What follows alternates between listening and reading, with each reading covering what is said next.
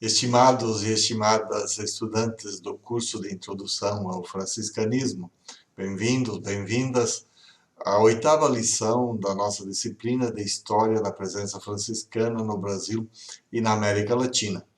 Nesta oitava lição, nós vamos dedicar a nossa atenção à presença franciscana no século XX, um contexto bem diferente do século XIX, que nós chamamos na história de neocristandade. É o momento em que o Estado e a Igreja buscam uma aproximação, ou melhor dizendo, uma reaproximação não tanto do ponto de vista jurídico formal, mas uma aproximação pragmática em que o Estado, no caso brasileiro, Getúlio Vargas e sua ditadura do Estado Novo, buscam usar a Igreja como um modo de manter o controle sobre a sociedade. E, por outro lado, a Igreja tenta usar o poder e os recursos do Estado para também manter a sua hegemonia sobre a sociedade. Nesse jogo de interesses entre a Igreja e o Estado, as congregações religiosas desempenharam um papel fundamental, e inclusive as congregações religiosas franciscanas, as nossas congregações. Como isso funcionava?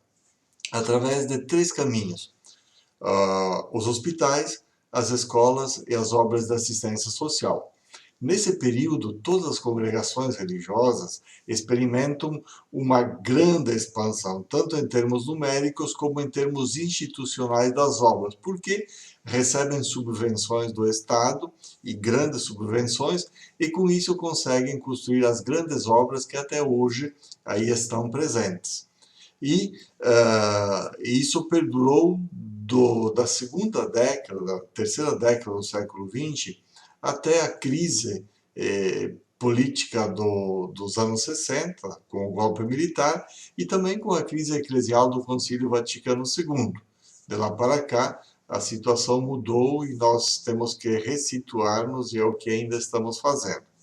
Mas além dessas três grandes instituições, hospitais, escolas e obras de assistência social, que serviram desse elo entre a Igreja e o Estado, também o caminho da política e do sindicalismo aproximou a Igreja e o Estado na luta contra o grande inimigo comum, que era o comunismo. Então, é um período muito interessante, muito complexo e que tem muitas consequências até hoje nas nossas congregações religiosas, na igreja e na sociedade. Uma delas, por exemplo, é a filantropia.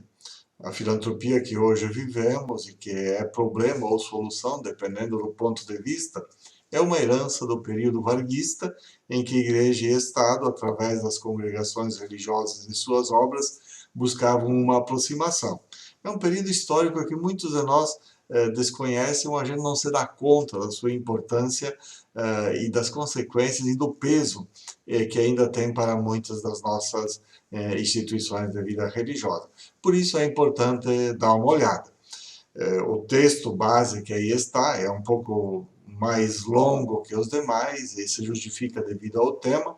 E depois temos os quantos textos subsídios, textos auxiliares, para alargar a nossa compreensão e tentar perceber esse contexto todo no qual a vida religiosa consagrada franciscana viveu ao longo do século XX. Então, como nas outras vezes, depois da leitura, também temos uma pequena atividade e vamos manter no formato de fórum para que todos possam compartilhar os elementos que cada um aporta. Então, bom trabalho e sigamos bem nesse mês em que celebramos a festa do nosso Pai Francisco. Que ele sempre nos acompanhe, nos inspire e que a paz e o bem esteja com cada um, com cada uma de nós. Um abraço a cada um, a cada um.